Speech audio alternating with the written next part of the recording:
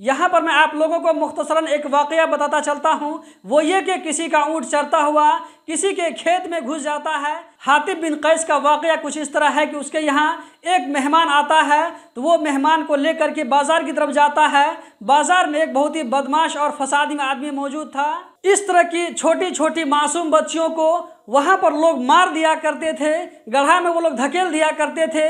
ये सारी बुराई उस वक्त मौजूद थी। दोस्तों जरा इस वीडियो को देखिए। यहाँ जो मैं आप लोगों को एक वीडियो दिखाने वाला हूँ, इस वीडियो को देखने के बाद में मैं अपनी बात जारी रखूंगा, क्योंकि मेरी जो बातचीत आगे होने वाली है यहाँ पर इस वीडियो का चर्चा जरूर आएगा। तो आप लोग ध्यान से इस वीडियो को देखें और इसको ज़हन में रखें।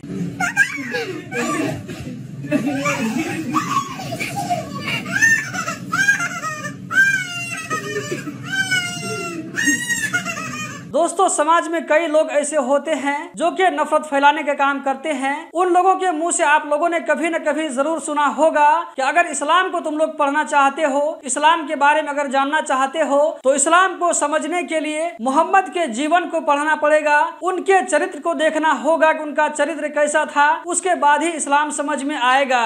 तो दोस्तों मैं आने वाली कुछ वीडियोस में आप लोगों को मोहम्मद सल्लल्लाहु अलैहि वसल्लम की जीवन के बारे में, उनके चरित्र के बारे में बताने वाला हूँ कि अल्लाह के रसूल सल्लल्लाहु अलैहि वसल्लम कैसे थे, उनकी जिंदगी कैसी थी, उनका जो है चाल चलन किस तरह था। लेकिन इसको बताने से पहले आप लोगों के सामने में मैं ये चीज रखना चाहूंगा कि नबी करीम सल्लल्लाहु अलैहि वसल्लम जब पैदा हुए तो उस वक्त के और उससे पहले कि वहाँ पर दुनिया के क्या हालात थे, इसको जानना बहुत जरूरी है। इसको अगर आप लोग जान लेते हैं तो आप लोगों को मोहम्मद सल्लल्लाहु अलैहि वसल्लम की जीवन के बारे में समझना और भी ज्यादा आसान हो जाएगा।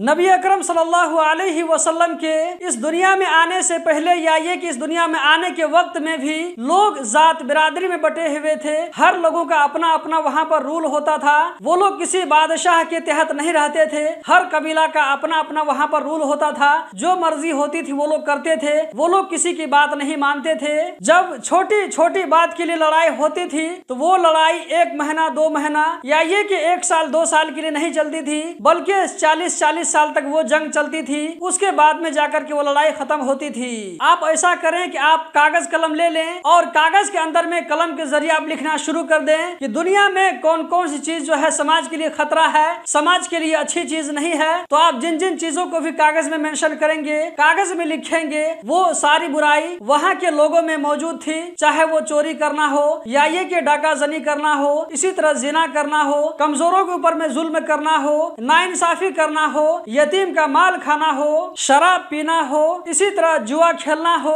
उन लोगों के अंदर में जुए की लत ऐसी लगी हुई थी कि वो लोग जब जुआ खेलने लगते थे तो वो लोग हारते हारते जब उनके पास में पैसा नहीं बचता था तो वो लोग जुए में सट्टेबाजी के तौर पर अपने घर की औरतों को वो लोग जो है लगा देते थे और घर की औरतों को भी वो लोग जुआ में हार जाते थे। जरा इस चीज को आजकल के जमाने में सोच कर देखें कि कोई आदमी जुआ में अपनी बीवी को हार जाता है, ये कितना बड़ा घिनौना काम होगा। समाज के लोग उसको कितने जो हकारत की नजर से देखेंगे, उसको कितना जलील समझेंगे। तो ये एक्टिविटी भी अल्लाह के रसूल सल्लल्लाहु अलैहि वसल्लम की पैदाइश और उनसे पहले मौजूद थी। मैं आप लोगों को एक एग्जांपल से समझाता हूँ। मान लीजिए कि आपके गांव में एक आदमी साइकिल पर बाहर से सामान लेकर के आता है, वहाँ पर कुछ लोग जमा हो जाते हैं। तो वहाँ पर जमा होने वाले लोग वो लोग क्या करते हैं कि उस साइकिल वाले से, यानी कि जो आदमी बाहर से सामान बेचने के लिए आया हुआ था, उससे सारा सामान खरीद करके वो लोग अपने अपने घरों को चले जाते हैं और उसका जो सामान का जो कीमत होता है वो कोई भी पे नहीं करता है। तो अब वो साइकिल वाला जो कि बाहर से अपने महाजन से उधार सामान लेकर के आया था बेचने के लिए, यहाँ पर लोग क्या करते हैं कि सारा सामान लोग लेकर चले जाते हैं और कोई पैसा देने के लिए तैयार नहीं होता है। तो इस एक्टिविटी को आप लोग किस नजर से देखेंगे और उस साइकिल वाले के दिल पर क्या गुजरेगा,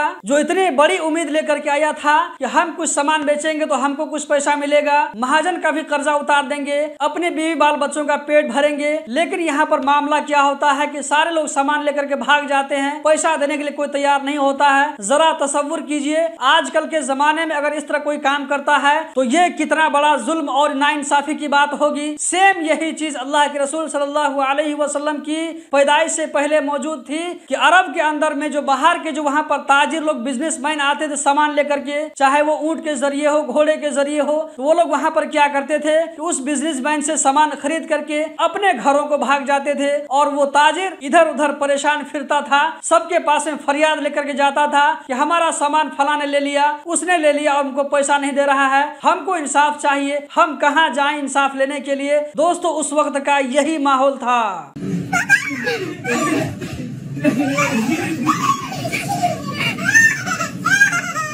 दोस्तों इस वीडियो को मैंने एक मरतबा फिर से चला दिया ताकि आप लोगों की याद दहानी हो जाए। इस वीडियो में यहाँ पर क्या दिखाया गया है, यहाँ पर सीन देखने के बाद में ऐसा पता चलता है एक बाप जो कि बाहर से आता है तो यहाँ पर बाप की जैसे वो आहट छोटी सी बच्ची सुनती है उसकी बेटी, तो यहाँ पर किस तरह वो बाबा कहते हुए भागती है और अपने बाप के गले को पकड़ करके किस तरह वो रोने लगती है खुशी से। तो यहाँ पर आप लोगों ने देख लिया कि एक बेटी जो है अपने बाप से कितना प्यार करती है। तो सेम इसी तरह यहाँ पर जब छोटी सी बच्ची को देख रहे हैं, अल्लाह के रसूल सल्लल्लाहु अलैहि वसल्लम के पैदाइश के वक्त भी और पैदाइश से पहले भी इस तरह की छोटी छोटी वहां पर भी बच्चियां होंगी जो कि अपने बाप की आहट को सुन करके इसी तरह भागती हुई वो बाप के साथ में जाकर के लिपटती होगी।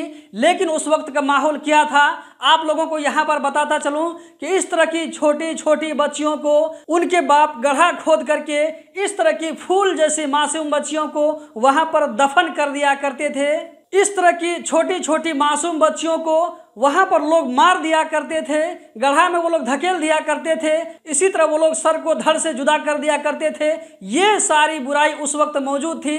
थोड़ी देर के लिए जरा आप तसव्वुर कीजिए कि उस वक्त की एक्टिविटी अभी के ज़माने में हो जाए, अभी कोई आदमी जो है अपनी बेटी को इस तरह जिंदा वहां पर काट कर उसको जो है गाड़ने लगे तो दुनिया वालों के ऊपर में क्या गुजरेगा, तो उसके आस पड़ोस में जो लोग होंगे उन लोगों को वहां पर दिल में क्या गुजरेगा, वहां पर किस तरह का माहौल क्रिएट होगा। जरा इस चीज को तसव्वुर कीजिए।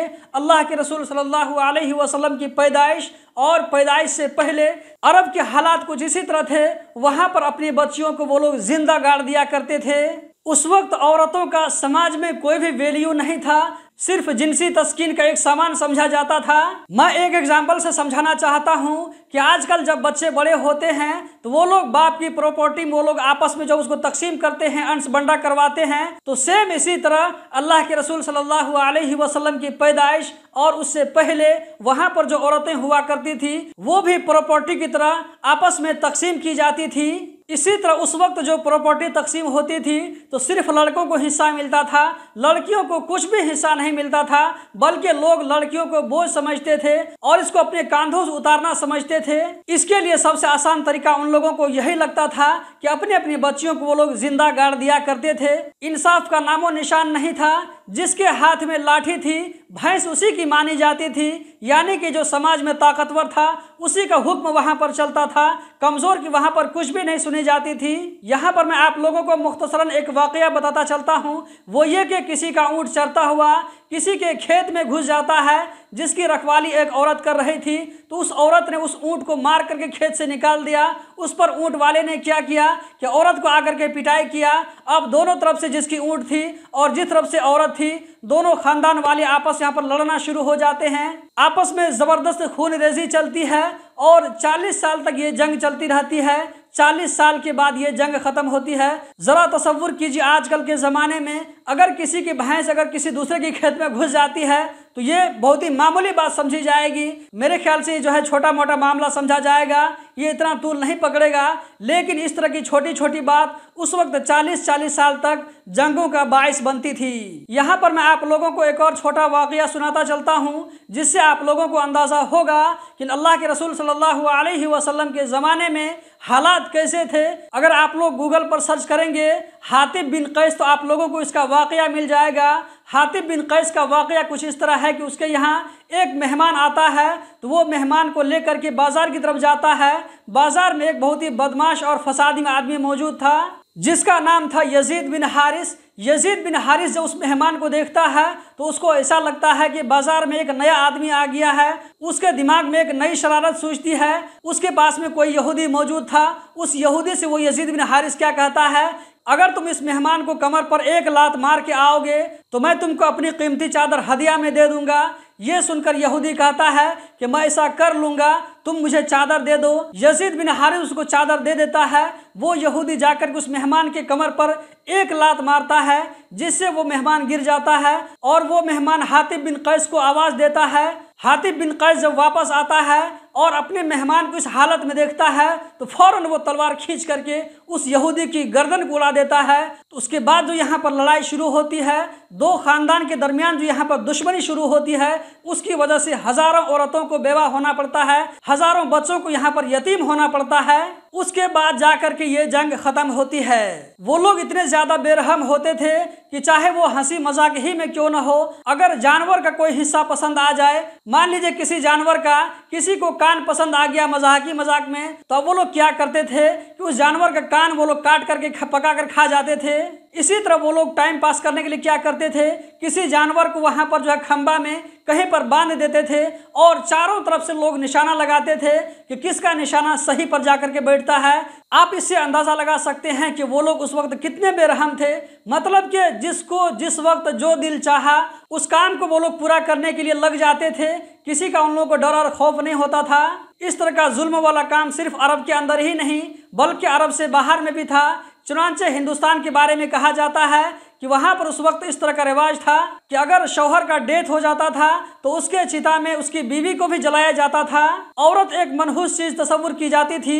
ऐसे वक्त में अल्लाह तबारक व तआला ने हजरत मोहम्मद सल्लल्लाहु अलैहि वसल्लम को इस दुनिया में भेजा। दोस्तों, मेरे ख्याल से ये वीडियो ज्यादा ही लंबी हो गई है।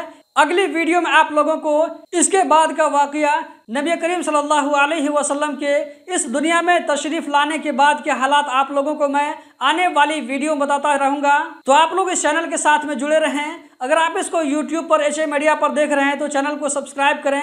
अगर आप इसको HA मीडिया फेसबुक पर देख रहे हैं तो पेज को फॉलो करें। वीडियो को लाइक करके आगे ज़रूर शेयर करें। हम जल्द ही मिलते हैं एक नई वीडियो के साथ में।